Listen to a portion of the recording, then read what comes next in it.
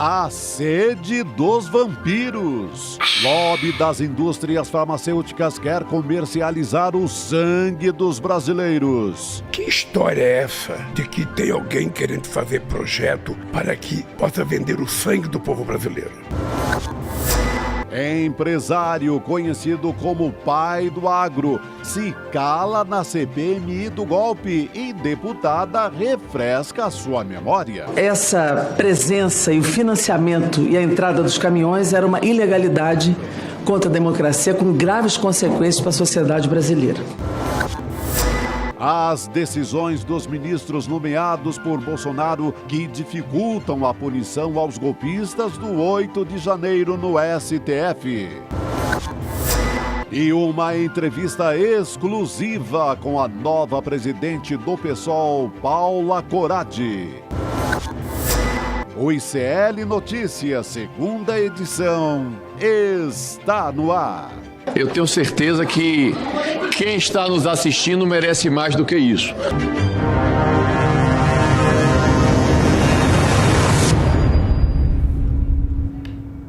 Olá, boa noite. Seja muito bem-vindo, seja muito bem-vinda ao ICL Notícias, segunda edição. Hoje é terça-feira, dia 3 de outubro de 2023. Seja muito bem-vindo você que nos assiste pelos canais Eduardo Moreira, Instituto Conhecimento Liberta. A você também em Montevidéu, Jacarepaguá, Camboriú, Nova Odessa, Vitória, Niterói, Passo Fundo, Fortaleza, Osasco, a toda a nossa comunidade e também ao Chico Sá e ao Chico Pinheiro, meus queridos. Boa noite, Gabi. Boa noite. Obrigado, Gabi. Boa noite, Chico. Boa noite, Brasil. Semana ainda começando, né? Começando e hoje festejando o aniversário de Barra Mansa, no Rio de Janeiro. Nossa. Barra Mansa, 191 anos, ali perto de Volta Redonda, né? Sul do estado do Rio de Janeiro. 1831, 32. Tem história, hein? 32. Tem história. Chamada Barra Mansa porque ali passa o Rio Paraíba do Sul e tinha um riacho, uma fazenda, tinha um riacho com águas muito calmas que caíam no Paraíba, na Barra, né? Barra é a foz do riacho. E era muito mansa, então é Barra Mansa. Tem Barra Mansa, mas tem Barra Pesada também. A gente vai falar disso Nossa, aqui. isso não falta, hoje tá rapaz. pesado mesmo. Mas a gente mandou nosso abraço para os barramancenses. É Barra isso, Mancenses, né? eu não sabia. Barramancenses, é isso aí. É, Barra Mansidão.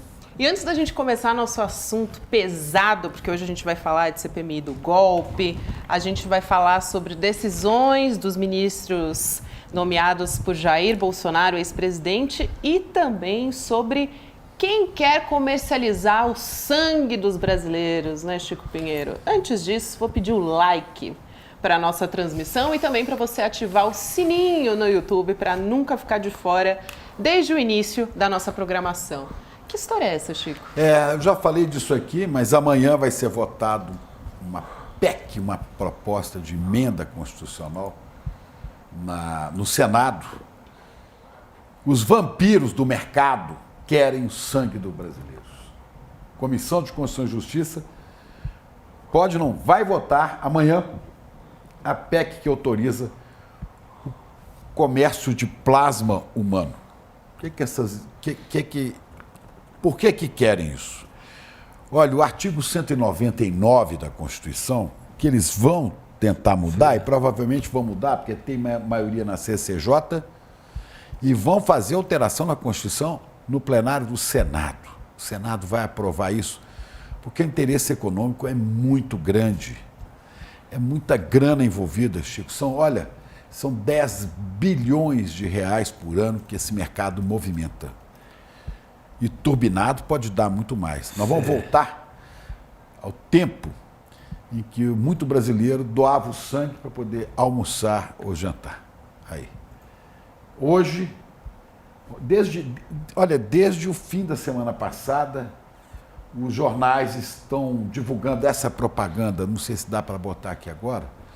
Olha, propaganda de página inteira do Valor Econômico. Dos maiores jornais do país, dos maiores portais, está o tempo inteiro. Do UOL, sangue bom não desperdiça plasma. 24 horas no ar. Falando de uma mentira, isso é uma fake news. Plasma não está sendo desperdiçado no Brasil, o Ministério da Saúde contesta. Eles querem dizer o seguinte: há um desperdício de plasma, então nós queremos comercializar, queremos receber o plasma e pagar por ele, que é uma parte do sangue, né? Com o plasma, você faz remédio para hemofílicos, você faz remédio para... Mas por trás disso está uma indústria poderosa, a ABBS, Associação Brasileira dos Bancos de Sangue. São bancos de sangue privados ligados à grande indústria farmacêutica. Olha a capa do valor. Essa. A capa do valor. Aí, tá aí. Valor econômico. Também foi do Correio Brasiliense. Está em todos os jornais. Essa propaganda que destrói parte do artigo, vai destruir todo o artigo 199 da Constituição. O que diz o artigo 199 da Constituição Cidadã de 88? Ele proíbe todo tipo de comercialização de órgãos. O sangue é um órgão humano. Então vão liberar a venda. Então, a partir de agora, a doação espontânea, solidária, gratuita do sangue, para ajudar quem precisa, agora vai ser pago. Quer dizer, você pode doar, mas você pode vender. Sim. E os sanguessugas, os vampiros, associados a senadores, vão alterar a Constituição para que as pessoas possam vender hoje o sangue, amanhã o rim, né? Faustão teria que pagar pelo coração que ele herdou, né? Certamente. Então é um absurdo, é um tiro na testa de um direito fundamental ao cidadão, né? Mas estão fazendo isso. Você imagina se o Senado vai votar isso atendendo ao interesse do povo brasileiro? Olha, se isso fosse do interesse do povo brasileiro, esses empresários da ABBS não estariam pagando fortuna para encher páginas inteiras, primeira página de jornal. Não estaria na capa de nenhum jornal. Não. Agora você imagina a pressão disso em cima do Senado. E você sabe o que eu chamo de pressão. Sim. Não é? Há várias formas de se pressionar. Então é o sangue se tornando mercadoria, é a nova máfia dos sanguessugas, alterando isso aí com os protestos da Organização Mundial da Saúde, da Organização Pan-Americana da Saúde, do CONAS, que é o Conselho Nacional dos Secretários Estaduais de Saúde, do Conselho dos secretários municipais de saúde, do próprio Ministério.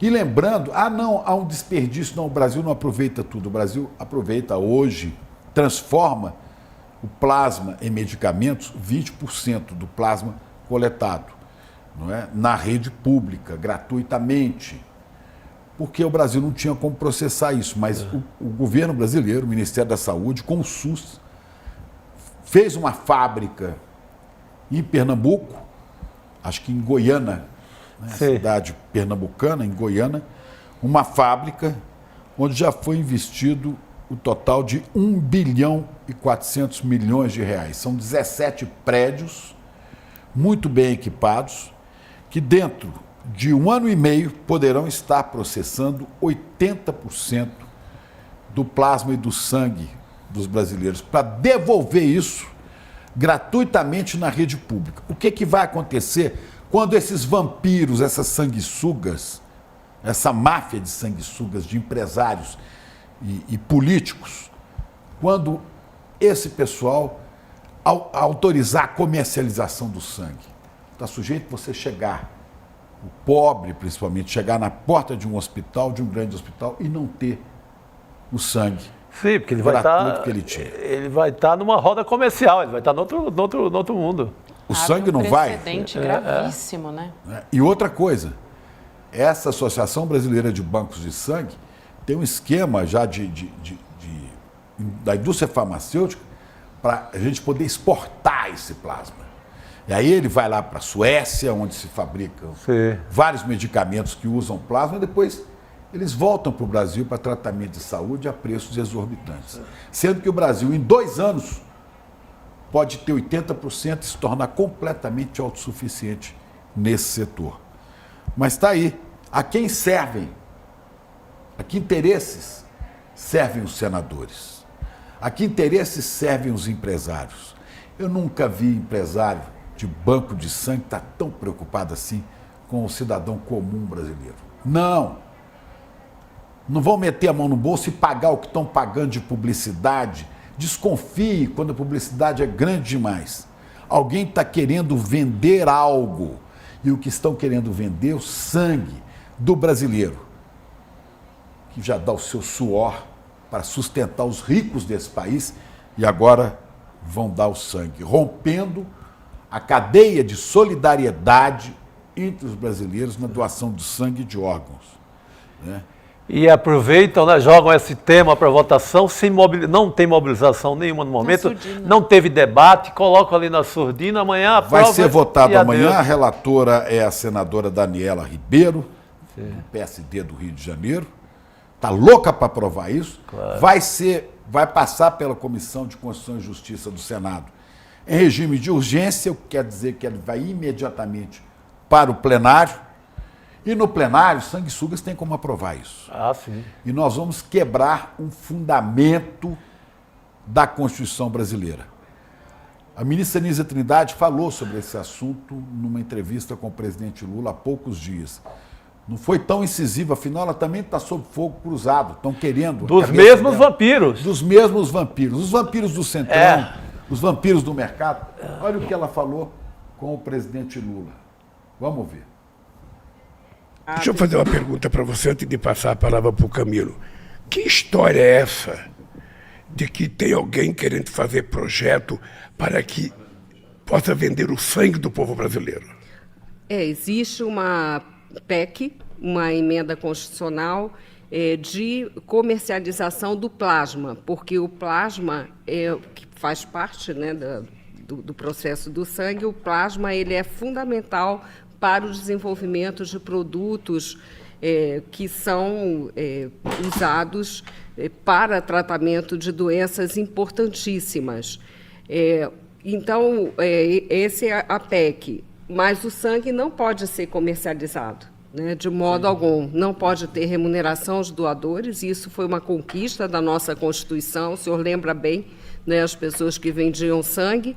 E também, hoje, nós temos para o desenvolvimento desses produtos a Hemobras, que é uma grande conquista também, né, a partir da sua gestão, do seu governo, e que hoje vai já entregar o fator 8, que é para tratamento dos hemofílicos, e já em 2025 fará a entrega dos outros produtos derivados do plasma. Então, nós estamos trabalhando exatamente para que o sangue não seja uma mercadoria. Isso é a vitória do mercado, se concretizado, parece que vai ser amanhã, né? Sem que os brasileiros saibam disso, vão entregar para os interesses privados dos sanguessugas, dos vampiros, o sangue principalmente dos brasileiros pobres. E o secretário Carlos Gadelha, que é o secretário do Ministério da Saúde que cuida dessa área, me falava há pouco, Chico, ainda há um risco adicional, que é da qualidade desse sangue. Porque a pessoa que for vender o sangue, porque vai vender e depois vão comercializar para frente.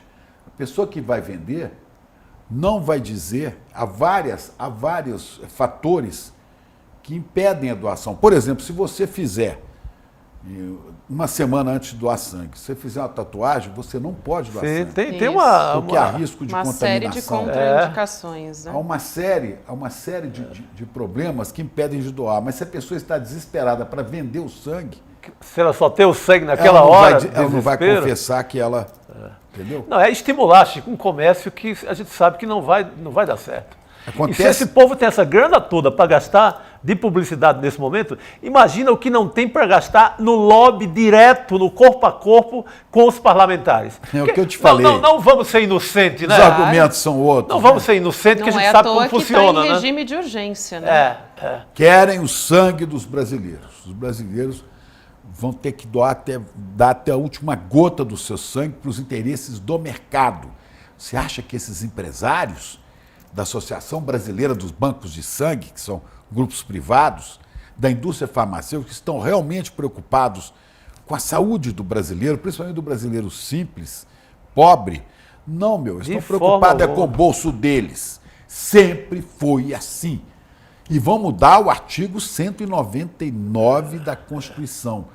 Não é só a questão do sangue. Ao mudar o artigo 199... Você abre a porteira toda para qualquer órgão, né?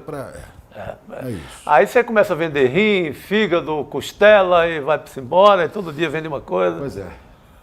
Aí vira Senadora Daniela comércio. Ribeiro, guardem esse nome, é a relatora dessa PEC dos vampiros, da PEC sanguessuga, né, senadora Daniela Ribeiro? É isso. Você vai matar uma coisa que funciona muito no SUS, que é a fila democrática. Está lá a fila e é obedecida. E imagina isso com esse comércio paralelo pesado. E o incentivo também à doação de sangue, né? Diversas entidades, Chicos, já se posicionaram contra, Conselho Nacional de Saúde mesmo. Sim.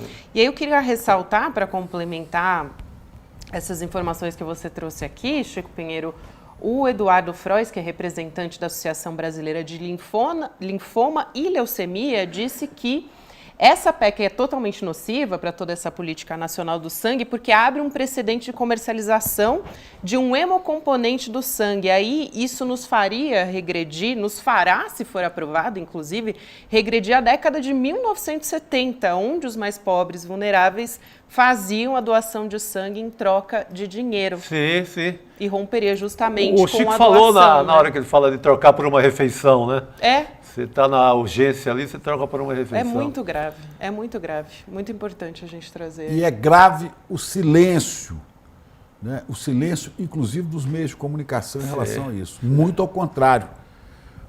Aceitam colocar na capa de um jornal um texto que o próprio Ministério diz que não é coerente, que não é a verdade. Quer dizer, estão espalhando fake news. É uma tristeza. Exatamente. Bom, vamos seguir falando sobre outras pautas importantes por aqui.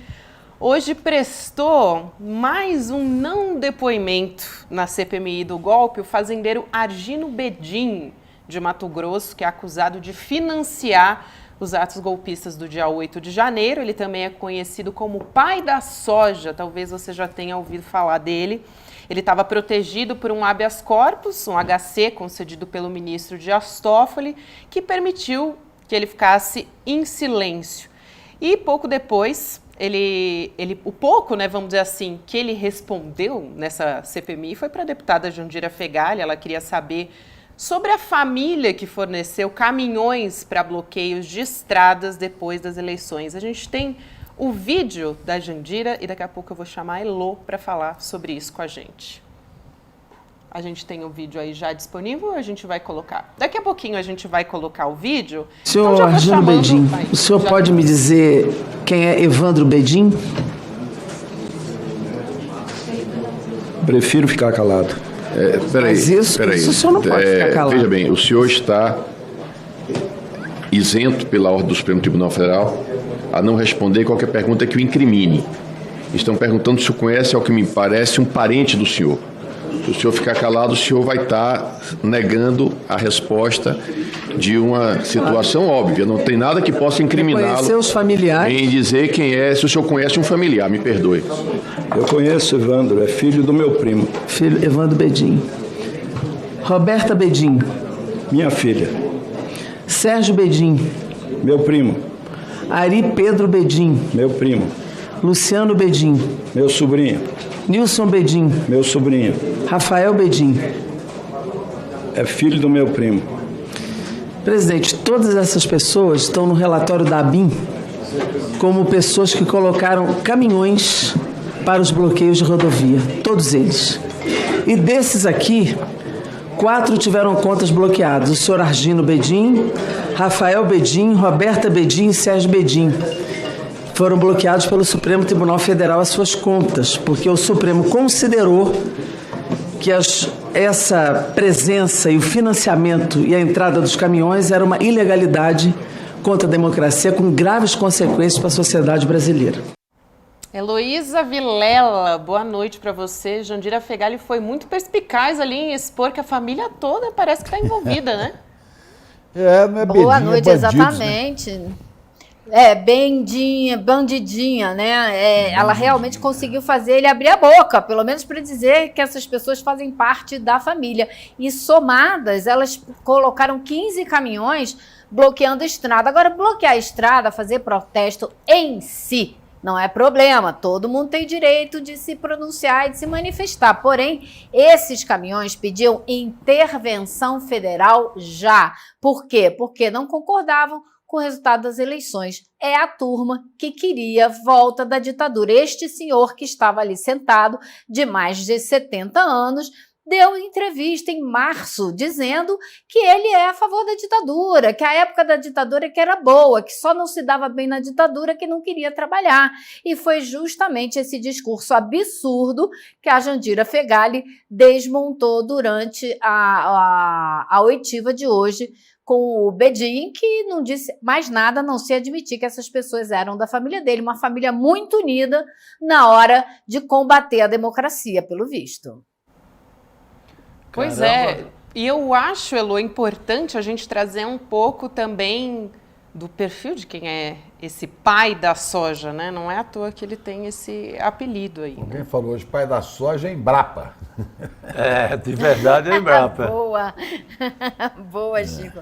Pois é, ele é um bilionário da soja que saiu, a família é originalmente do Rio Grande do Sul e foi para Mato Grosso, mora numa cidade chamada Sorriso, que pelo visto é o coração do golpismo brasileiro, porque de Sorriso saíram a grande maioria das pessoas que são acusadas por financiar a tentativa de golpe, não só no dia 8, como ao longo do ano, com todas aquelas mobilizações de caminhoneiros. A gente não sabe como essa família conseguiu botar esses caminhões todos, se a família pagou essas pessoas para dirigirem e bloquear estradas, porque a gente ouviu muito isso na época, né? Caminhoneiros que recebiam telefonemas dizendo, olha, eu te pago tanto hoje para você ficar lá o dia inteiro na estrada e por aí vai. Então, ali em Sorriso, de onde é a família Bedin, é um núcleo golpista já conhecido das investigações a respeito do 8 de janeiro. Ele começou ali com uns 30 hectares e hoje em dia ele tem 16 mil hectares, 13 fazendas e é sócio de outras 12 empresas. Então não é um pequeno nem médio empresário, ele é por isso mesmo chamado de rei da soja ali de Mato Grosso. A respeito do seu coração do golpismo, olha só, foram enviados a Brasília, né, a relatora da comissão, a senadora Elisiane Gama, ela destacou nessa sessão os alertas da ABIN, apontando que foram enviados a Brasília 272 caminhões, sendo 72 vindos lá da cidade de Sorriso, no Mato Grosso. Olha só, Chico Sá, onde, olha só que coincidência, ficam as fazendas do empresário Bedin. 16 caminhões desses que eu estou falando aqui eram de propriedade do Bedin ou de membros da família dele. Sim.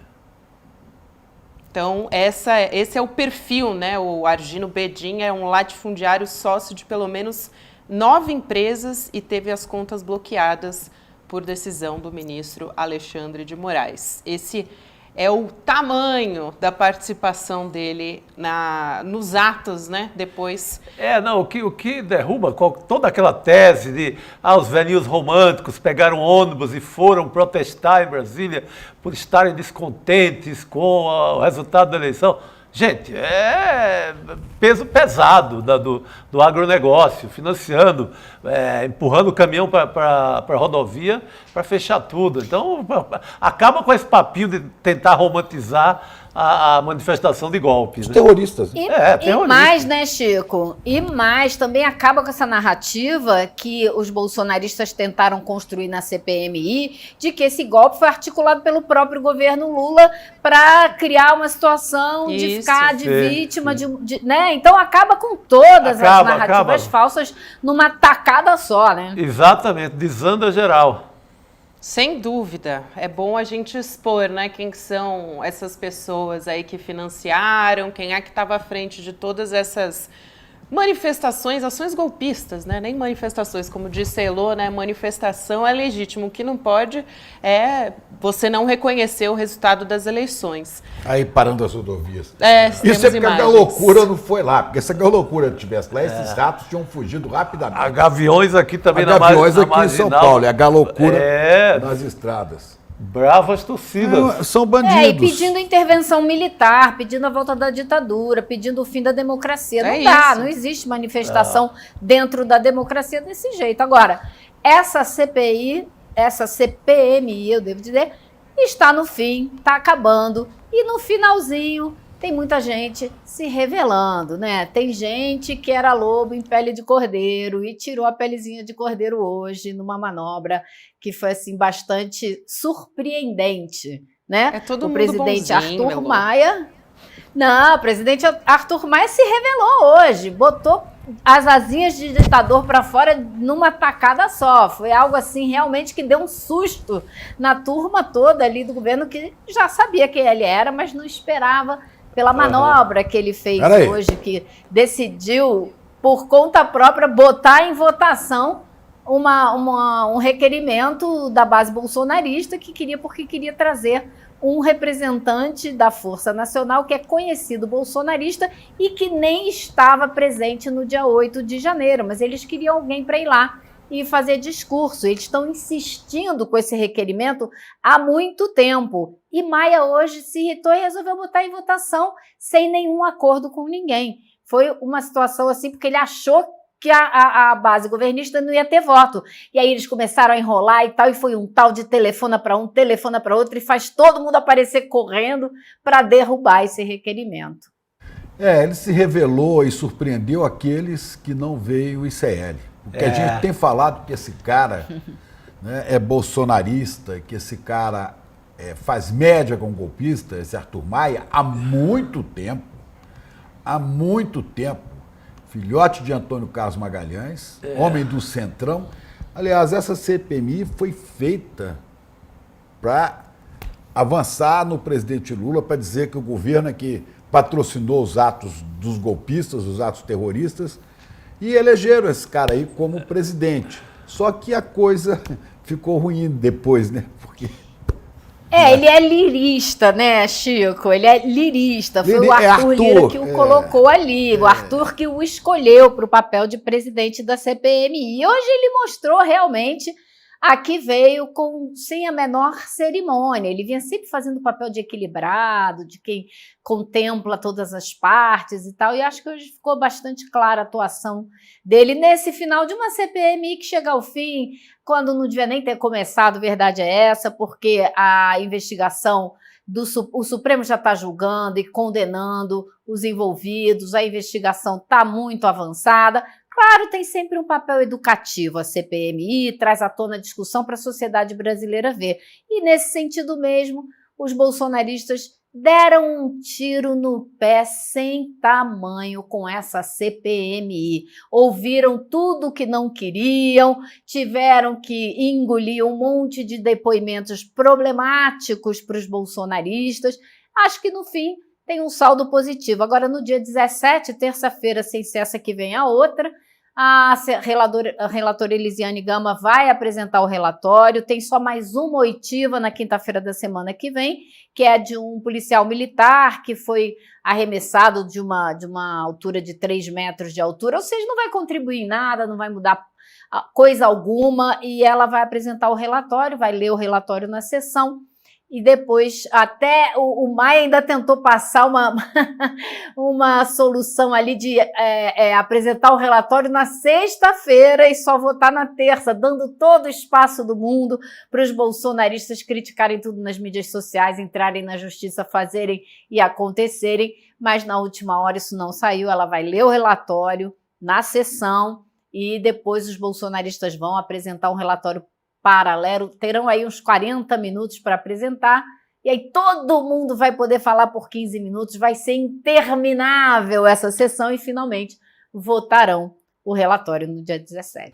É isso que nos espera, essa falação. Tem mais. Nos espera horas e horas e horas. Você vai falar do Silvinei? Isso mesmo. Espera um pouco, que tem mais nessa história. Porque esse Arthur Maia não permitiu, porque disse que tinha que ter um acordo de todo mundo, acordo que não aconteceria. Ele não permitiu, né, que os senadores e deputados convocassem Braga Neto para depor, esse almirante golpista, o Garnier. O almirante passou batido. Passou batido. O mais golpista dos golpistas. E deputados governistas que estão na CPMI, um deles também me falou assim, olha, eu queria colocar o Bolsonaro no fim, de preferência, a CPMI, colocar a careação com o Cid. Mas isso o Maia não deixa de jeito nenhum. Como o Maia não deixou que a comissão tivesse acesso aos relatórios do COAF, da movimentação financeira, tanto de Jair Bolsonaro quanto de Michele Bolsonaro, para saber quanto dinheiro entrou, como entrou, se foi PIX, se não foi PIX, se financiou golpe, se não financiou golpe. Aí, cumpriu o seu papel de lacaio do bolsonarismo. E a hora que você disse, Elô, que isso prospera com a polícia, com o Supremo, também não é bem assim. Tem ministros ali que trabalham pró-Bolsonaro e estão embarreirando o andamento das punições aos terroristas do 8 de janeiro. Pois é, o que aconteceu? Mas eles são minoria, né? A gente teve um caso importante também hoje, que foi fora da CPMI, né? Mas a gente tem um impacto. O ministro do STF, Nunes Marques, suspendeu a quebra dos sigilos fiscal, bancário, telefônico e telemático do ex-diretor-geral da Polícia Rodoviária Federal, o Silvinei Vasquez, perdão. A decisão foi assinada no último dia 26, mas a gente só ficou sabendo, ela só veio a público agora, nessa terça-feira, dia 3. E aí, ao suspender as quebras do sigilo, o Nunes Marques avaliou que o requerimento aprovado pela CPI não está devidamente fundamentado. Como foi isso, Elô? Disse que ele é muito genérico, que ele não é específico o suficiente. Acontece que o Silvinei Vasquez, ele é acusado de mentir na CPMI, e isso os deputados e senadores queriam descobrir se ele mentiu ou não mentiu. E hoje a relatora Elisiane Gama leu um trecho de uma conversa do Silvinei Vasquez no telefone com o dono daquela empresa Combat Armor, que é uma empresa que faturou milhões, mais de 30 milhões, enquanto o Silvinei era superintendente da Polícia Rodoviária Federal no Rio. Ele fez um contrato, a empresa apresentou a proposta que fugia totalmente dos parâmetros da licitação, ganhou assim mesmo, e é uma empresa conhecida por ter participado do financiamento da tentativa de golpe lá dos Estados Unidos, daquela invasão do Capitólio, e veio para cá, desconfia-se, para fazer a mesma coisa no 8 de janeiro. Então, ela foi totalmente blindada por essa decisão do ministro Nunes Marques, e a Elisiane já acionou a advocacia do Senado para recorrer. Ela disse que não aceita essa decisão, mesmo e quer esse segredo quebrado a tempo de ter as informações para incluir no relatório. Vai ser difícil, o Nunes Marques disse que a PGR tem que a Procuradoria-Geral tem que se pronunciar, isso tudo leva tempo, e ela tem que apresentar o relatório na terça-feira, sem ser semana que vem a outra, dia 17. Elô, aí é que pega, aí essa compra dos chamados caveirões da Polícia Rodoviária Federal do Rio de Janeiro, de quase 30 milhões, aí é o que pega. No meu entendimento, esse sigilo embarreirado agora pelo Nunes Marques só tem um motivo, é essa compra milionária, a Combat Armor. Tá aí o nó de toda a questão, porque a Polícia Rodoviária Federal nunca havia comprado esse tipo de tanque, de caveirão, não precisa, não é papel da Polícia Rodoviária Federal. De repente aparece, esse cara viabiliza essa compra. Acho que você tem dois problemas completos. Não, você viabiliza essa compra, assim, essa compra ela é totalmente errada, ela não faz sentido a PRF ter esse tipo de veículo, esse tipo de caveirão, não há sentido nada, isso é uma ganhação de dinheiro braba, isso não tem outro caminho. E eu queria saber qual não sei se é Elô, talvez saiba, pelo menos para inglês ver, né? Qual foi a justificativa do Cássio Nunes Marques, bolsonarista, nomeado por Bolsonaro? E eu falo bolsonarista porque ele só vota para proteger Bolsonaro e seu grupo. Tem até uma imagem, né, Chico? Qual a justificativa que ele dá para impedir que o Brasil quebre? Né? Isso aí é o quê? É Nunes Marques? Aliás, esse é Vasquez, né? Silvinei Vasquez. Esse é o Silvinei. Mas eu quero saber o seguinte, o que o ministro Nunes Marques argumenta, qual o argumento dele para dizer assim, não vou conceder, olha aí a figura, não vou conceder, não vou permitir a quebra de sigilo. Por quê? Que medo ele diz tem? assim, a justificativa dele não justifica nada. Ele diz o seguinte, é genérico, o pedido é abstrato, e depois afirma, não tem indício forte o suficiente do envolvimento dele, Silvinei Vasquez, nos eventos em tela, ou seja, o 8 de janeiro. Ele ele não fez aquele esquema de blitz para dificultar que os eleitores chegassem às urnas nas cidades onde a votação do presidente Lula foi mais expressiva no primeiro turno, no Nordeste. Não, ele não fez isso, não. É impressão minha, eu sonhei, tive esse pesadelo, né? Então, todos nós, né, brasileiros, tivemos um pesadelo coletivo. Um pesadelo e tanto. E como o Chico Sá falou, essa venda desses caveirões é chave sim, porque esse dinheiro é importante. Para que foi usado esse dinheiro? Para que ele fez com que essa empresa ganhasse tanto dinheiro? O que essa empresa fez com esse dinheiro depois? Ela financiou a tentativa de golpe no dia 8 e depois o Silvinei Vasquez foi contratado temporariamente por essa empresa. A conversa dele no telefone argenciava uma viagem do então ministro da Justiça do Bolsonaro, que essa empresa ia resolver hotel, passagem, tudo, uma conversa de meu chapa, sabe? Totalmente, como disse a Elisiane Gama hoje, uma conversa nada republicana para dizer o mínimo. E essa empresa teria dado também um cargo a ele, um emprego depois que ele sai da PRF. Apresentaram na CPI, durante o depoimento dele, um cartão, ele como funcionário dessa empresa já. Depois ele negou, vai lá, vem cá e saiu ali pela tangente. Mas tudo indica que a ligação dele era de funcionário dessa empresa que levou essa compra milionária, né? E vamos lá, né, gente? Se não fosse grave, o Alexandre de Moraes não teria intimado o diretor da PRF na hora. Tinha que parar imediatamente as operações durante o período eleitoral. Então, assim, que justificativa é essa, né, Lu? É uma não justificativa, não faz o menor sentido. Agora você tem o Nunes Marques fazendo esse papelão, né? Papelão mesmo. Não vem que é abstrato. Caveirão não é abstrato, não, ministro. Caveirão é muito concreto, né? E o que aconteceu durante o dia da eleição, aqueles bloqueios, não tem nada abstrato ali, não. Filmado, tem.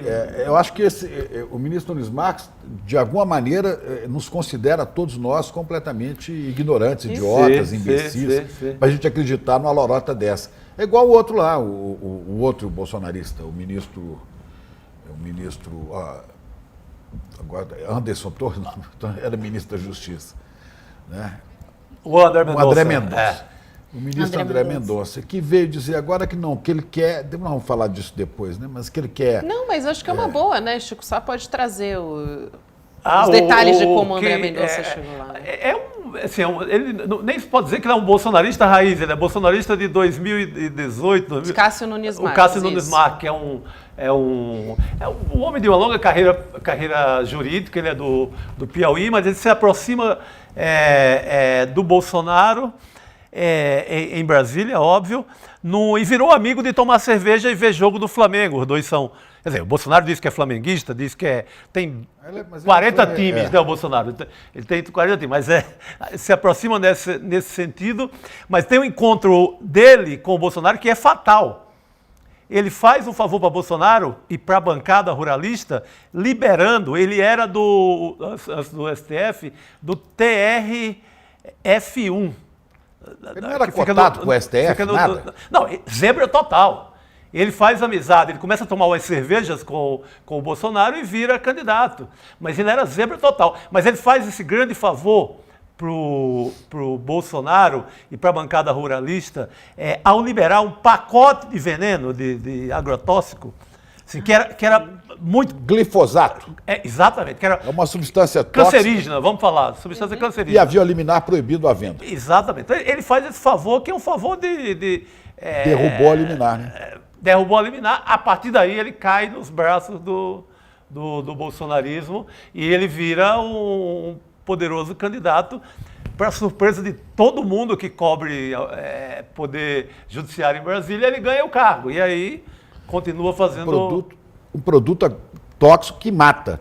Tudo que tem ligação com morte, você vai cutucar que você chega em Bolsonaro. Aqui, mais uma prova. Chega em Bolsonaro. Tem um perfil, tem quem contou essa história assim, com muitos detalhes saborosos foi o Bruno Bogossian, repórter da Folha. Aconselho a leitura deste texto. Excelente, muito bom, Chico. Vamos falar sobre as bizarrices na CPMI, porque também rolou isso, né, Lu? Além de tudo que a gente falou até agora... O showzinho. Teve uma discussão, gente, sério, parece mentira, sobre a sobrancelha do deputado Marco Feliciano. Meu assim? Deus do céu. A gente tem um vídeo a respeito disso. Vamos colocar, né, pra gente poder, pra Elô poder contextualizar aqui pra gente. O que aconteceu foi que fora do microfone, eu disse aqui, eu estava dizendo que a senadora, ela foi eleita na sombra de Jair Messias Bolsonaro. E ela, para me responder, me agrediu dizendo que sobre a minha sobrancelha. Então, veja só, é assim que funciona. Não sei se foi uma agressão, se foi um elogio, porque ela quer o número da pessoa que faz a minha sobrancelha. Vou lhe dar sem problema. Aí o pessoal mandou aqui para mim na internet assistindo, onde é que a senhora fez bichectomia? Que desgraça é essa que eu nem sei o que é isso? Quando a senhora fez botox e preenchimento labial que está muito Rapaz, olha, eu vou pedir para encerrarmos essa conversa. Eu tenho certeza que quem está nos assistindo merece mais do que isso. Também acho. Ô, gente, tem gosto para tudo, né? Tem aquele deputado do Ceará que fazia outros procedimentos. Não, e se for discutir procedimentos, nós vamos chegar naquele deputado, aquele André lá do Ceará. Fernandes, que fazia... Não, e teve mais, né? Porque aí depois no meio depilação anal. íntima. Depilação. Não, no meio do bate-boca, a Soraya Tronic, ela estava sentada bem à frente do Marcos Feliciano. E aí ela fala, não, só queria saber da sobrancelha, não sei o quê. Aí ele vira e fala, a senhora está fazendo uma declaração aqui homofóbica? Aí, claro, na internet já começou a brincadeira, né? Todo mundo perguntando, vem cá, ele se disse homossexual, então? Tá dizendo que a declaração a respeito da sobrancelha dele é homofóbica? Ficou assim, já virou, claro, bizarrices comentadas na internet, lógico. E ele deve condenar isso, que ele não é pastor, esse cara não é pastor também, de uma igreja... se diz pastor. De um negócio neopentecostal desse, é pastor, esse pessoal condena... Né, condena os homossexuais. Mas a senadora Elisiane, outro dia, desmoralizou a carreira dele de pastor. E ela falou como uma ex-seguidora. Com propriedade, né? Com propriedade, né? Foi um discurso inesquecível dessa CPMI, porque ela falou como fiel que é, né? Porque ela é religiosa e ela conhecia o Marcos Feliciano quando ela frequentava a igreja. Eles faziam rifa, juntavam dinheiro para trazê-lo. Então, para ela, foi uma grande decepção, né? Então, ela acabou com o tipo de pregação que ele faz. E ele faz umas pregações horrorosas dentro da CPMI, que é difícil de ouvir.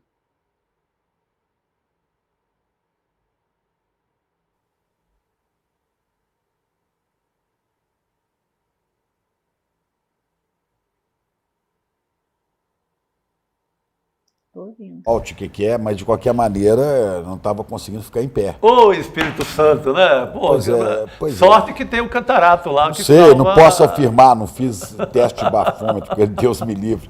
Mas não é a primeira vez que ele aparece. Parecia bastante desequilibrado, né, Chico? Pois é. Acho que nós não temos imagem dele aí agora, não. Depois vocês procurem aí. Vamos pegar, acho que tem aí. Bom, não, eu sei porque é um absurdo, que ele tem é nesse território que nós navegamos. Hein? Eu sei que ele tem um problema sério na perna, então ele sempre anda com dificuldade. Quem? Né? E eu não... Senador o Magno Malta. O Magno Malta.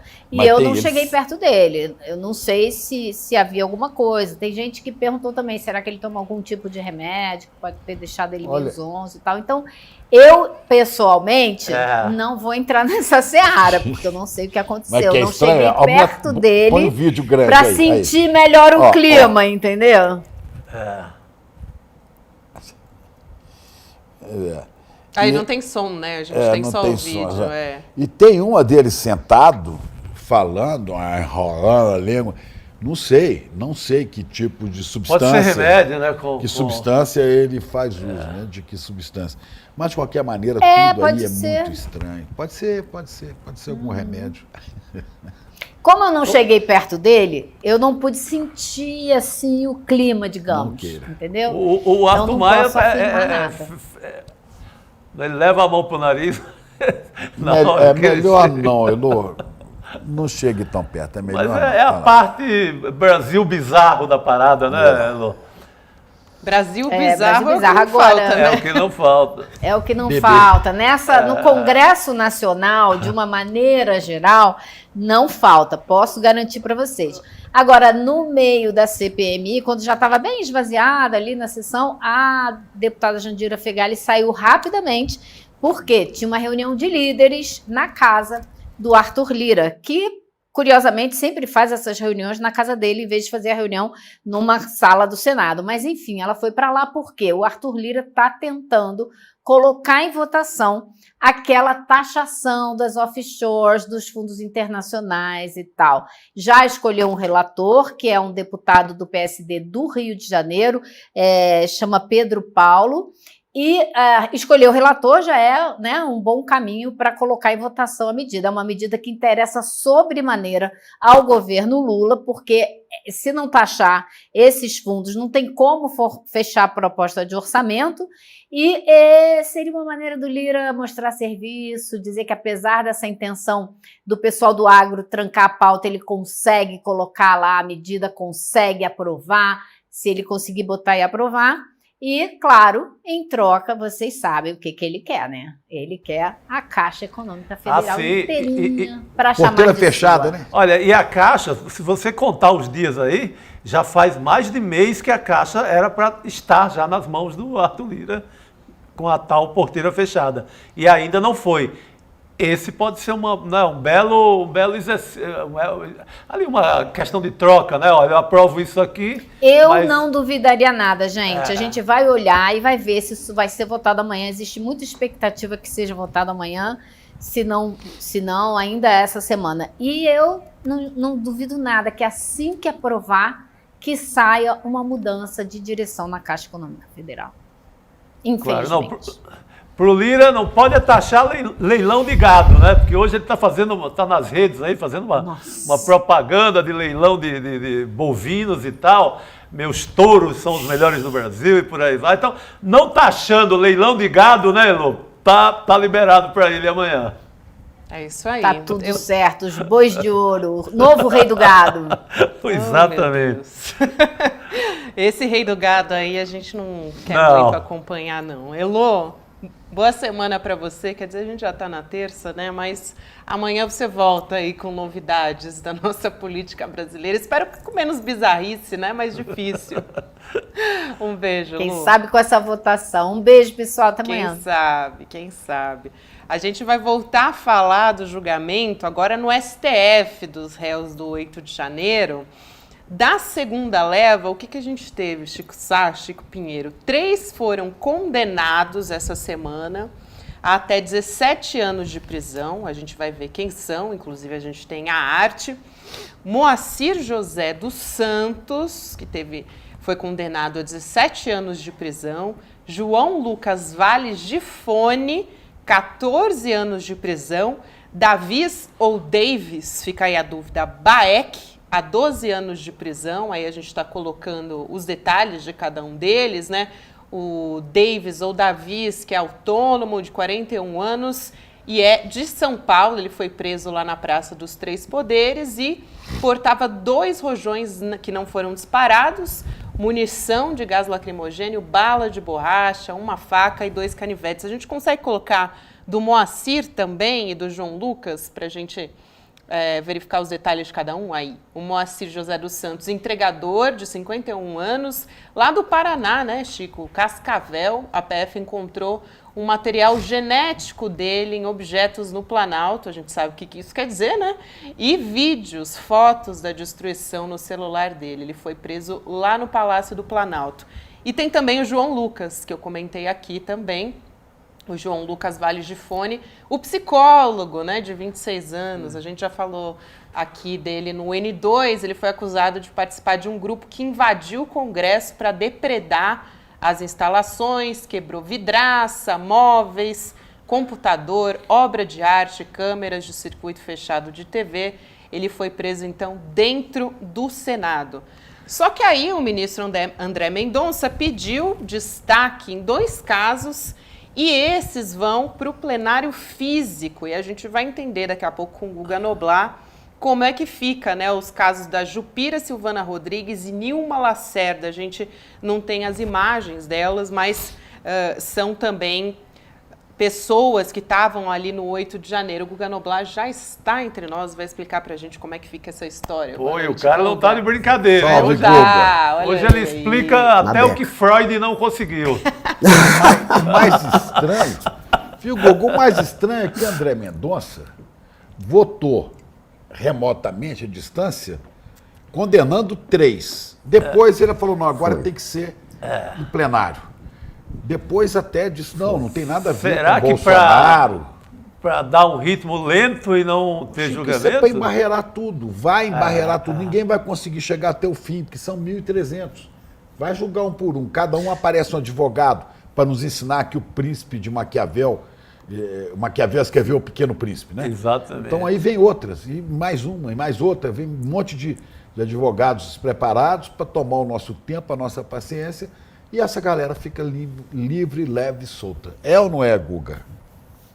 É isso aí, é por meu querido trio, esse trio maravilhoso. Boa noite para essa audiência maravilhosa. E a estratégia do André Mendonça é protelar, é atrasar, é arrastar esse processo. Ele votou de fato por 3 condenações, porém ele não condenou em todas as acusações. Então a pena dele é bem menor do que a pena do Alexandre de Moraes, que é o relator de todos que seguiram o relator. O único que não seguiu, além do André Mendonça, claro, teve o Zanin. O Zanin também pediu uma condenação um pouco menor, mas no caso do André Mendonça é bem menor. A condenação, dependendo do caso, é de 12 ou 14 anos e ele pede condenações de 4 a 5 anos. Mas, enfim, o André Mendonça claramente está fazendo a estratégia do Bolsonaro. Não é nem que ele está muito preocupado com esses golpistas em especial. A questão é o mentor dessa história inteira. Então, depois que se passar esses processos contra os bagrinhos, contra esse bando de bucha de canhão, vai ser a vez de se chegar aos autores intelectuais, ao mentor. É aí que pesa, é aí que podem pegar Jair Bolsonaro. E atrasando essa fase do processo, você atrasa que se chegue ao final, que é quando serão julgados os mentores. Então é claro que a estratégia, inclusive a Andréa Sadi, do G1, da Globo News, ela ouviu 3 ministros do STF que disseram que para eles, disseram em off, lógico, só pode ser isso. Ele está querendo protelar. Essa também é a visão de boa parte da mídia. A mídia também está indo para esse lado. O que parece, o que sugere essa decisão é que André Mendonça está querendo enrolar essa história para proteger lá na ponta ele, Jair Messias Bolsonaro. Vamos ver como que vai se dar agora essa próxima fase do julgamento. Ele, por conta desse destaque apresentado pelo André Mendonça, o julgamento que até então era virtual, era para ter terminado na segunda-feira, prosseguirá agora com esses 2 casos sendo julgados pelo plenário, pelo pleno, ali com pessoas físicas. Não vai ser mais por meio de voto virtual. No virtual não tem um embate público, nem com esses advogados que têm feito de tudo para lacrar, e nem com os outros ministros do STF. E agora sim terá o argumento de André Mendonça que ele quer individualizar os casos, mas é muito estranho, ele só quer individualizar pelo jeito, esses dois casos, o que parece que, na verdade, é só um motivo para protelar essa história. Ô Guga, depois que a Sadi revelou que pelo menos 3 ministros do Supremo, né, em off, disseram que o jogo do André Mendonça e do Nunes Marques, o jogo deles é bolsonarista mesmo, que é jogar pró-Bolsonaro. Ela disse isso, não exatamente assim, mas falando que a esse serviço do bolsonarismo, eles disseram para ela. Então, o ministro André Mendonça ligou para ela e falou assim, olha, eu quero só te explicar. Ligou para ela, é um absurdo. Né? Eu estou julgando o espírito da lei, da justiça. E acho um absurdo que algum ministro... Será mesmo que algum ministro pensa isso de mim? Ô, doutor Mendonça, o Brasil inteiro sabe qual é o papel que o senhor desempenha aí. O senhor e o seu Nunes Marques. Né? É muito sonso, né? Não, e quer dizer que todos nós somos idiotas. Né? Vê se cola. Vê se cola. Agora, só um detalhe, que de fato é muita gente que será julgada, porém a maioria absoluta, 1.100 daqueles que foram presos, para esses mais de 1.100, são 1.125, se eu não me engano, estão sendo oferecidos aqueles acordos de não persecução, ou seja, a pessoa confessa, são crimes que seriam menores do que, no caso, 4 anos de prisão, então pode ser oferecido isso, e eles confessam que participaram do acampamento, no caso são pessoas que foram presas no acampamento golpista, os que de fato invadiram e quebraram o Congresso, o STF, esses daí não tem volta. E o Palácio do Planalto, esses não tem como fazer esse tipo de acordo. Porém, os que foram só presos por estarem no acampamento, que são mais de 1.100, esses poderão fazer esse acordo. Uma boa parte já começou a fazer. Então, eles confessam o crime e o processo contra eles fica em suspenso. Eles precisam pagar a multa e, pelo jeito, vão precisar passar até por um curso sobre democracia. Então, pagarão com serviço comunitário, com multa que varia de 5 mil até 20 mil reais, e também com um curso sobre democracia. A maioria absoluta, pelo jeito, vai seguir esse caminho. Para cerca de 200, esses sim, que têm provas de que invadiram os poderes, os 3 poderes, esses aí terão que ser julgados como estão sendo julgados. É a segunda leva de julgamento essa agora que foi interrompida, e tem outras até chegar nesses 200. Interessante, né? Essa escolinha de democracia para essa turma, né? Olha, agora aprendam, tem um curso para cada... Você acha que aprende? Para todo mundo. Você acha que aprende? Desconfio que não, viu, Chico? Mas, 1.000, todo pelo pau menos, que nasce torto, vive torto. De 1.000, pelo menos 100 aprende o que é democracia. Isso é lá do Nordeste. Já tá bom, né, Chico? Tem 1.000, né? 10% eu acho que todo consegue. pau que cresce torto, morre torto. Não tem jeito, velho, não tem. Não tem jeito para essa galera. Mas eu gostei da escolinha de democracia. Não, eu estava pensando aqui, fica a dúvida, né? Porque esse destaque é uma prerrogativa que está ali à disposição dos magistrados, né? E aí permite levar esse processo para o digital, né? Para o plenário, do digital para o plenário físico do Supremo. Agora, se isso virar realmente uma regra por parte do André Mendonça ou de outros ministros ali a serviço do bolsonarismo, como ouviu o André Sadi, o que pode ser feito, né, juridicamente? Mas é que não atingiu a todos o pacote. Só 2 ele escolheu ali uma firula qualquer e mandou. Mas qual o argumento para esses 2 demandarem? Que já tinha maioria, inclusive, na condenação. Pois é. Então, mas por que eu quero que esses 2 possam ser julgados no plenário presencial, se eu mesmo já votei nos outros? O que é que justifica? O que diferencia, o que me deixa, sabe, com a pulga atrás da orelha é o seguinte: o Nunes Marques e o André Mendonça foram escolhidos por Bolsonaro, conseguiram ser aprovados, já estão lá. Né? Bolsonaro já, eu falo que costuma ser um cadáver vivo, né? Mas é um cadáver vivo, um cadáver insepulto. Politicamente, isso não pesa mais, ele não é candidato a nada, não pode ser candidato a nada. Por que esses 2 ministros continuam devendo? O que eles estão devendo ainda a Bolsonaro? Porque eu não posso acreditar que 2 caras que tenham chegado aonde chegaram, com o nível de conhecimento que têm, acreditem na ideologia fascistóide de Bolsonaro. Não pode. Eu acho que tem uma dívida ali, tem uma dívida sentimental. Então, acho que vão estender mais um tempinho ali para até pagar, né? Sobrenatural? Pode ser. Pode ser. E olha que o André Mendonça era o menos bolsonarista entre ele e o Cássio Nunes, teoricamente, aquele que topava tudo para absolver qualquer processo que pudesse estar ligado a Bolsonaro ou bolsonaristas, era o Cássio Nunes. O André Mendonça ainda tem, no caso, um pouco do respeito dos outros colegas. O Cássio Nunes não tem. O André Mendonça ainda tem o respeito do Gilmar Mendes, dos outros colegas ali de corte. Porém, hoje ele agiu de fato como alguém que parece estar interessado em ajudar o Bolsonaro, ou seja, seria uma dívida, está pagando pela indicação. E por que ele escolheu a Jupira, né, Jupira Silvana e a Nilma? Porque são casos que talvez estejam um pouco menos robustos. Nos outros, né, um deles, o Baek, o Davis Baek, foi pego com um armamento, com um canivete. O João Lucas, o que falou que estava lá para fazer um trabalho de psicologia, foi pego lá dentro também, participando, portanto, da invasão. No caso da Nilma, ela foi vista dentro também, porém não tem nenhum tipo de imagem, nem feito por jornalistas e nem em rede social dela, que indique que ela quebrou. Diz ela que só entrou porque estava aberto e entrou, não tinha ninguém para impedir.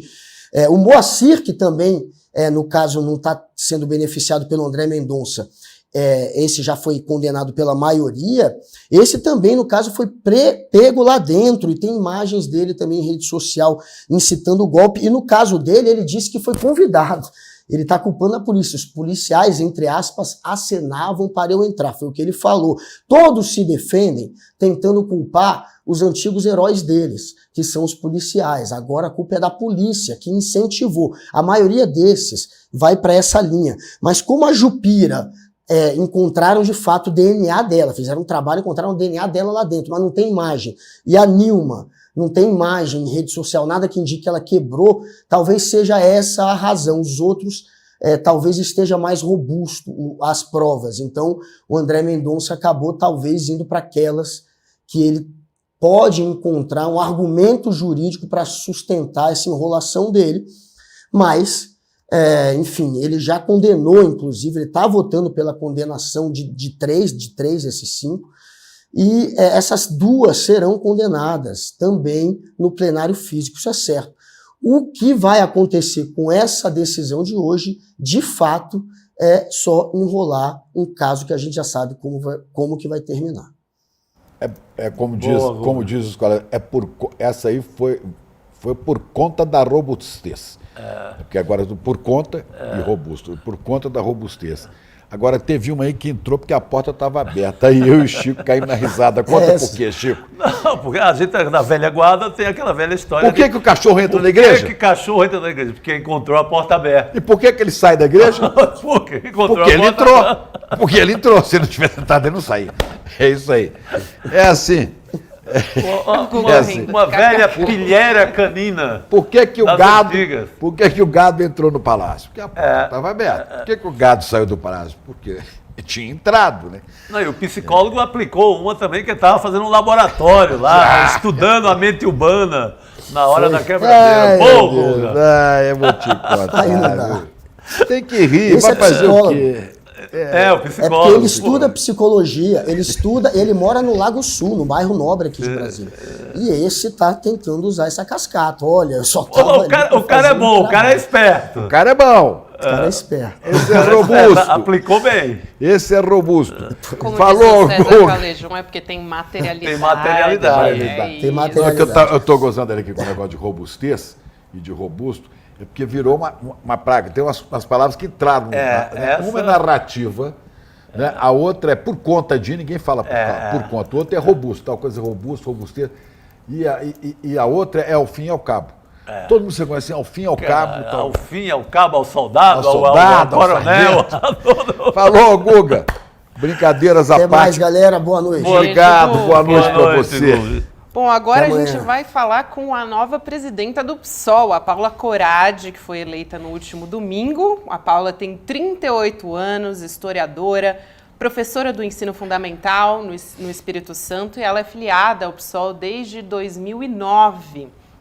Eu vou começar contextualizando, né? Ela foi eleita no último domingo, a Paula que já está aqui entre nós, inclusive, quero parabenizar, Paula, você, principalmente por ser uma mulher, né, na direção de um partido. A gente que bom. Tem, majoritariamente, os partidos sempre sendo encabeçados por homens. Mas um dos maiores partidos do país é uma mulher, né? Exato, Gleisi Hoffmann do PT. Mais um partido progressista também, inclusive, né? Então, aproveito para já dar parabéns para a senhora e começar, Paula, perguntando, né, historicamente, a gente fala muito da dificuldade sobre a esquerda se organizar como um bloco, né? Atuar como uma frente. E, por outro lado, o PSOL também atualmente tem se colocado à esquerda da gestão do presidente Lula, né, do PT, preservando a autonomia para divergir e tudo mais. Mas a gente teve, esse domingo, uma briga entre os militantes, né, do Congresso Nacional do PSOL. E aí eu pergunto para você se esse tipo de tensão ele não enfraquece o enfrentamento à extrema-direita, se ele dá munição, né, vamos dizer assim, palavra horrível, munição à extrema-direita, mas para a gente se fazer entender no momento que a gente vive uma situação tão preocupante no Congresso e que a gente tem que remar tão fortemente contra isso, né? A gente tem, nesse momento, no PSOL, um racha. Primeiramente, muito boa noite para o Chico, Gabriela, Chico Pinheiro. Muito obrigada pelo convite. Eu acredito que, obviamente, não tem um racha no PSOL. A gente elegeu finalmente uma direção em que existe uma chapa que saiu com 67%, existe hoje uma maioria formada, uma maioria sólida, e a gente também sabe respeitar a minoria, vamos respeitar os espaços, e acredito que o episódio que aconteceu no domingo foi um episódio extremamente lamentável, foi um episódio que não é e não faz parte da política, da cultura política do nosso partido. Hoje pela manhã a nossa comissão se reuniu para rever as imagens e nós vamos encaminhá-las à comissão de ética. Nós já identificamos 2 pessoas e elas vão ser encaminhadas para esse órgão partidário, que é o que apura esse tipo de quebra de decoro, né, vamos chamar assim, e essa comissão vai decidir a punição, dando amplo direito de defesa também para os envolvidos, e a gente vai, no nosso Diretório Nacional, decidir o rumo aí das pessoas que estavam envolvidas, apurar os graus de responsabilidade, e é isso. Mas não significa que o partido está rachado, nada disso. Paula, boa noite, parabéns pela tua vitória. Nessas divergências, o que é que pega mais hoje? É a questão do governo, de estar mais dentro do governo Lula ou não, de apoiar mais de perto o governo Lula ou não, ou questões já pensando em eleição de 2024? Qual é o que você considera, digamos ali, o motivo da discórdia no momento? Olha, Chico, uma das grandes polêmicas desse Congresso se desenhou em 2 aspectos políticos. O primeiro de balanço, em que existia uma parte expressiva do PSOL que acredita que o PSOL esteve no rumo certo nesses últimos anos, quando disse que o golpe era golpe, quando denunciou os abusos da Lava Jato, quando disse que o Sérgio Moro era parcial, quando se solidarizou quando o Lula foi preso, o que defendeu que se formasse frentes únicas para que a gente derrotasse, que apoiasse e apoiou o Lula no primeiro turno. Essa leitura ela se tornou majoritária no partido no aspecto de que o pessoal acertou e muito nesse período, e o outro aspecto tem a ver com a relação com o governo, que foi a grande polêmica do Congresso. Como que o pessoal se localiza politicamente frente ao governo Lula? E a ampla maioria do PSOL definiu que nós devemos sim continuar sendo base do governo Lula. A nossa tarefa histórica é derrotar a extrema-direita. A gente estava falando aí mais cedo, né? Estava acompanhando sobre os atos golpistas que expressam que existe uma extrema-direita, uma extrema-direita organizada no Brasil e que o nosso papel é derrotá-la, e para isso a gente acredita que o governo Lula precisa dar certo, e por isso o PSOL vai sim ser base do governo Lula, mas também vamos preservar nossa autonomia, porque a gente quer que esse governo dê certo para que a extrema-direita nunca mais volte a governar o Brasil. Obrigado. Paula, por favor, só uma coisa. O que vocês estão fazendo das eleições, talvez a eleição mais importante do ano que vem seja da Prefeitura de São Paulo, em que o PSOL tem um forte candidato, que é o deputado Guilherme Boulos. O que vocês estão fazendo para garantir o apoio dito, explícito do presidente Lula, mas há divergências de setores do PT que gostariam de ter candidato próprio? Qual a estratégia que vocês vão ter para ganhar esse povo todo e marchar unido para ganhar a eleição? Chico, para fazer justiça, eu vou falar antes que a gente também tem como tarefa reeleger o Edmilson Rodrigues em Belém, que é uma eleição muito importante. A eleição do Tarcísio no Rio e da Thalíria em Niterói também é muito importante para nós. Em relação ao Guilherme Boulos, é uma grande prioridade. A Prefeitura de São Paulo é muito importante para nós, é uma cidade enorme, é a maior cidade da Argentina, então a gente sabia dessas resistências internas ao PT e nós nos mobilizamos já há alguns meses, se eu não me engano, há uns 2 meses, onde a gente articulou que o PT lançasse o apoio já ao Guilherme Boulos. Se eu não me engano, aconteceu no mês de agosto ou início de setembro, e a partir disso nós estamos convocando e mobilizando através do movimento Salve São Paulo. Então, ontem a gente recebeu o apoio do PCdoB também, que é um setor bem importante, e nós vamos fazer várias caravanas para ouvir as pessoas na periferia e vamos tentar se articular a partir desse movimento Salve São Paulo. Perfeito. Aqui o Vitor Alonso está perguntando, vocês vão falar sobre a greve em São Paulo, Gabriela? Sim, nós vamos falar, e eu vou aproveitar para puxar com a Paula justamente esse assunto, porque a gente está tendo hoje uma paralisação, né, justamente contra esse projeto todo de privatização aqui em São Paulo, e a gente tem um cenário em que a privatização, né, CPTM, metrô, afetam muito mais a capital paulista do que o estado de maneira geral.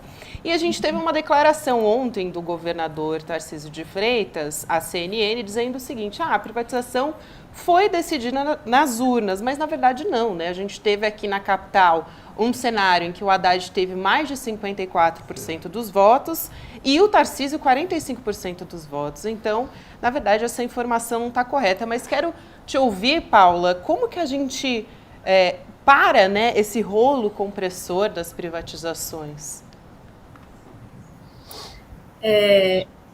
Os trabalhadores e as trabalhadoras da Sabesp, CTPM e CPTM Metrô convocaram essa greve. São 2 pautas unificadas que são muito simples de ceder, né, do governo ceder, que pede para parar o processo de privatização e ouvir a população de São Paulo, que é o mínimo que se deve fazer em um processo em que atinge aí a vida de milhares de pessoas. E nem isso o Tarcísio se propõe a fazer. Então, o pessoal dá todo apoio à greve, a gente acha que é legítimo que a população seja ouvida, que as privatizações não sejam feitas sem que a gente faça o debate político, sem que o governo faça o debate político com o restante da sociedade. E, por uma ironia do destino, as linhas que são privatizadas hoje deram diversos problemas, elas dão cotidianamente, mas, por ironia do destino, elas também provocaram muito transtorno para a população que mora na cidade de São Paulo, que mostra que a privatização não é essa maravilha que o Tarcísio anda pregando por aí. Exatamente. Paula, eu quero desejar uma boa gestão, né? Aí tem muita água para rolar no PSOL daqui para frente, especialmente em relação à candidatura à Prefeitura de São Paulo. Então, quero desejar uma boa sorte à Paula Corade, que foi eleita presidente do PSOL no último domingo. Um abraço, obrigada por aceitar nosso convite. Muito obrigada, agradeço novamente o convite e estou à disposição, viu? Um grande abraço. Um abraço, Paulo. Obrigado, noite, Paula. Obrigado. Sucesso. É isso, vamos continuar aqui falando a respeito dessa história da privatização, né? A gente começou a falar sobre isso com a Paula. No começo do programa também a gente falou do projeto no Senado que quer votar para autorizar a venda de sangue no Brasil. E a gente tem as privatizações rolando aí, né? Os projetos de privatização do governo Tarcísio de Freitas em São Paulo. Hoje o metrô fez greve, continua em greve, inclusive aqui em São Paulo, junto com a Sabesp, contra esses projetos. E o governador falou que se o metrô fosse privatizado, não teria greve.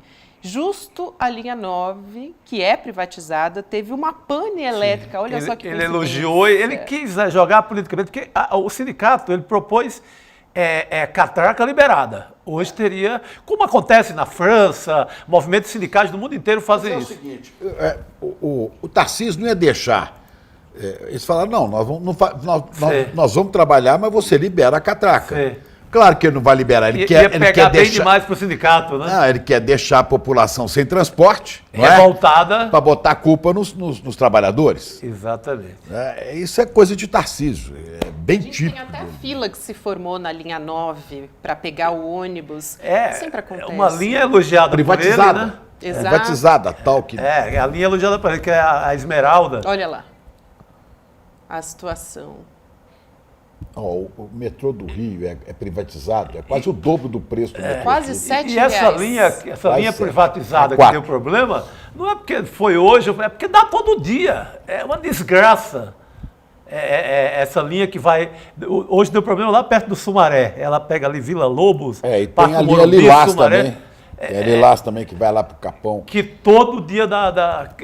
Por quê? Porque está operada por empresa que ganha licitação e não sabe, não tem experiência. Sabe, tem coloca ganância. Qualquer um para cuidar. O negócio é o seguinte, vou gastar na operação o mínimo possível para ganhar o máximo possível. Exato. Então a primeira coisa que eles vão fazer, demitir um monte de metroviários, informatizar ao máximo, né? E tira toda a operação de transporte, né? Isso vale para avião, mas também vale para trem, para metrô. Você tem sistemas duplicados, se falhar isso aqui, eu tenho isso. Sim. Né? Se esse cara não cumprir o papel dele, eu tenho outro para fazer no lugar. Porque é a questão de segurança. Quando privatiza, o cara quer o lucro dele. A equipe técnica de comando das operações da parte pública do metrô de São Paulo é excelente. Tem funcionários com uma formação vastíssima, sabe? O metrô de São Paulo é exemplo. Exemplo para o mundo. Você quebra tudo isso e aí quem ganha a licitação coloca qualquer um que nunca trabalhou nesse serviço e vira essa história que o Tarcísio acha que é exemplo e hoje quebrou. Ele falou, né? Não foi ironia do destino. Isso reforça a convicção de que estamos indo na direção certa. Ali ele estava falando das linhas disponíveis 4, 5, 8 e 9, que são operadas pela iniciativa. E não é ironia do destino. Pode ligar o rádio ou ver ali SPTV todo dia, noticiário local, todo dia essas linhas dão chabu. E se privatizadas forem, vão perder metroviários, e o preço vai subir. E o serviço não vai melhorar. Ao contrário, pode piorar. Assim tem acontecido, gente, no mundo inteiro. Exato. Privatização da Sabesp, que é outra coisa que ele está enfiando aí. Né? Em Portugal, privatizaram a água, já está voltando atrás porque não funciona. No Rio de Janeiro, começou a faltar água. Preço subiu, preço disparou. Sim. É a mesma coisa que vai acontecer aqui, porque esses caras não têm compromisso verdadeiro com a população. Eles têm compromisso com o lucro dos empresários. Porque ganham uma comissão aqui, porque levam vantagem ali, porque são amigos de quem tem dinheiro. É isso. Chico, vive a crise climática, quase apocalipse. Aí eu vou vender a água do meu estado? Que cenário para se vender a água? Transporte, água, né? Eletricidade, petróleo. Isso tudo tem que ficar, não pode ficar, sangue das pessoas, básico, né? Isso não pode ficar nas mãos de empresários que têm compromisso com lucro acima de qualquer coisa. Isso tem que estar nas mãos do Estado que defende o interesse do cidadão. Mas esses neoliberais meteram na cabeça das pessoas, né, que o privado é que funciona, o público não presta. Mas o SUS é público. Sim. O metrô de São Paulo tem sido público e funciona, não é? Quando bem gerido, quando bem fiscalizado, funciona. Querem acabar com isso. Para entregar o quê? Para os empresários que têm o quê? Querem lucro. Hoje o Tarcísio teve a loucura de dizer, porque tem que privatizar para fazer parceria, porque o metrô não tem recursos para investir. O metrô é uma coisa que não dá lucro. Quer dizer, não dá agora, quando está na mão do Estado, ele acha que vai dar na mão do empresário. Só se subir muito o preço para ele levar vantagem. Né? E outra, esse papinho de, eu na campanha eu deixei claro, deixou não. Eu lembro que o debate da Sabesp, quando começou a pegar mal, principalmente até no interior começou a pegar mal, alguns prefeitos começaram a reclamar, aí ele deu uma voltada, ele deu uma recuada na campanha e ele fala, não, estamos em estudo. Ele não tem isso no programa de governo dele. Pode vasculhar da primeira à última página, não tem. É bom o Chico Pinheiro trazer esse exemplo de Portugal, porque os liberais gostam de trazer a Europa como um exemplo, né, do que funciona. E Portugal está voltando atrás, e a tarifa está caindo, né? Está caindo até 60%. Claro, é isso que é importante dizer. É só administrar bem, fiscalizar os administradores. Agora, o bolsonarismo e o tarcisismo estão presentes, não é só os personagens Bolsonaro e Tarcísio, não. Seguidores de Bolsonaro e de Tarcísio estão mostrando as garras, ou melhor, as armas, né? O que nós temos aí da Unicamp? O que rolou na Unicamp? Na Unicamp também teve uma situação bastante grave, né? Que Olha aí. Aconteceu hoje, a gente vai trazer em detalhes aqui. Além da briga do PSOL, que a gente comentou agora há pouco, teve também na Unicamp, a Universidade Estadual de Campinas, em São Paulo, um estudante que entrou em sala de aula para convocar para uma greve e aí ele foi agredido com uma faca e spray de pimenta pelo professor de matemática dele. Esse cara é um miliciano dentro da sala de aula? E parece pela foto que a gente tem. A gente tem um vídeo, inclusive. Professor Rafael Leão, né? Ele tem uma faca na mão. Isso, a gente tem o vídeo mostrando o momento que o funcionário retira essa faca desse professor. A gente pode trazer aqui também para colocar. O signo desses caras é a aí, morte. Gente! O estudante está caído! O estudante está caído! O estudante está caído! Ele sorteou? Não. Ele estava com isso. Agora, esse energúmeno tem que ser expulso da universidade. Como é que pode um professor...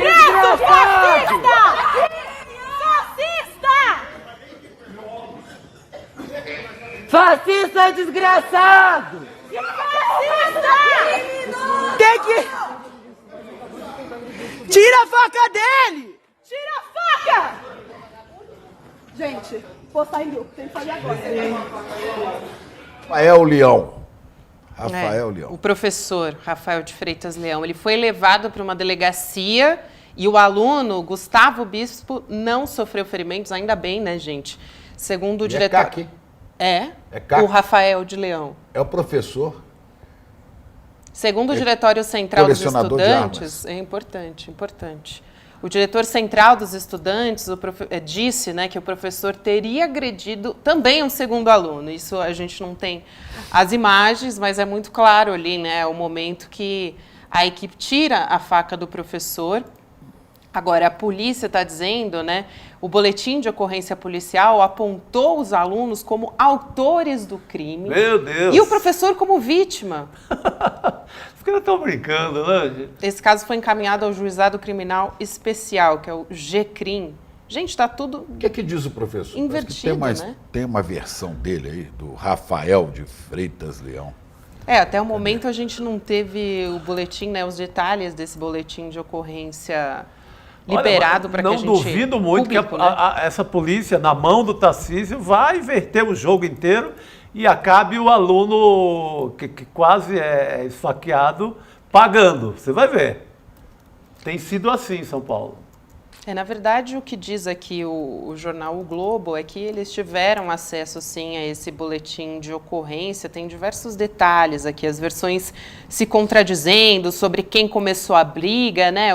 Tem a declaração do professor e dos 2 alunos acusados, além de um vigilante da Unicamp e de uma policial militar da patrulha, que aí foi ela quem levou todos esses envolvidos para a delegacia.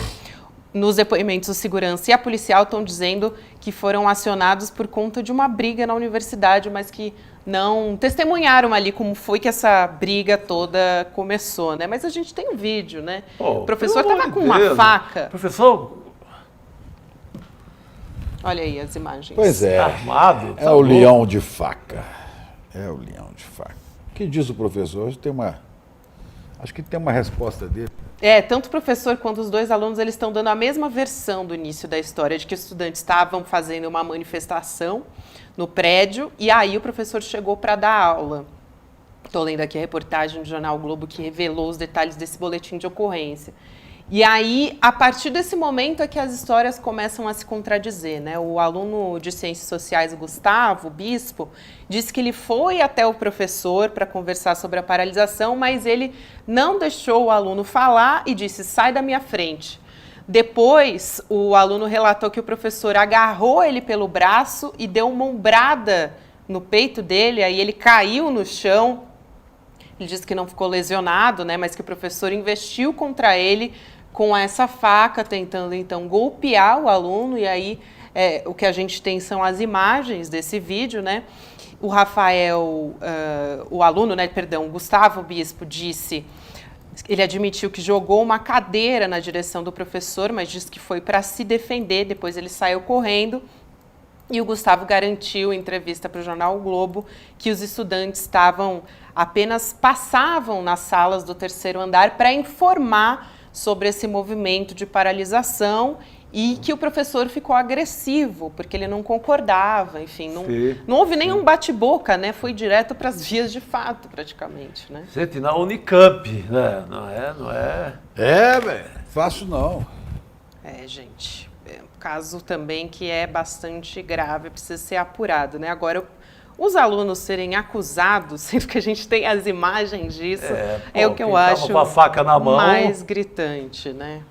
Mas, bom, agora a gente vai ter aí a apuração a partir desse boletim de ocorrência. Esse outro aluno também gravou o vídeo denunciando essa situação, prestou depoimento, foi acusado de lesão corporal pelas polícias civil, que é o João Gabriel.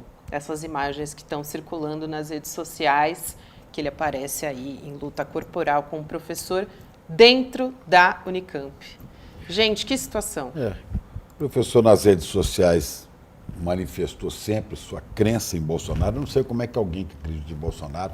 Sendo professor, né? Sendo professor. É igual aquela Janaína Pascoal, professora. Não faz sentido algum. Como é que pode, né? Alguém que está na universidade, que é o templo da ciência, né? Apoia o negacionista da ciência, né? E cultua a morte. Ele é CAC, ele é colecionador de armas. Ele anda com faca na mão. Sabe? Não dá. Que surpresa, né, Chico Pinheiro? Que surpresa decepção. Que ele é CAC. Nossa Senhora, e ninguém poderia imaginar. Vamos chegando ao finalmente? Vamos nisso, vamos para os finalmente, mas antes eu quero fazer alguns convites aqui. A gente tem aula aberta e gratuita com o Eduardo Moreira. 3 regras para investir com resultados. Essas regras que você vai entender que são essenciais para ter os resultados nos seus investimentos. Mesmo que você seja iniciante, você pode fazer esse curso que vai acontecer no dia 10 de outubro, às 8 horas da noite. Você pode se inscrever em edu1.com.br/N2 para garantir a sua vaga.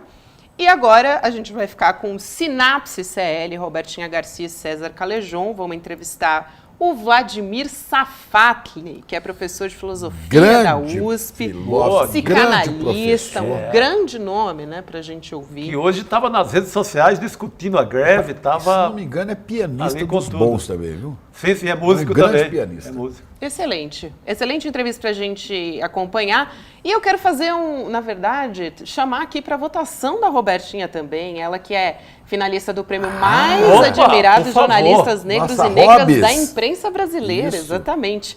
É facinho de votar na Roberta, eu até já decorei, cl.com.br/Roberta, para colocar a nossa querida Robertinha nos mais admirados. Vamos eleger aí. Roberta. É isso aí. Direto. Agora sim, então, vamos para o Sinapse CL com os nossos queridos.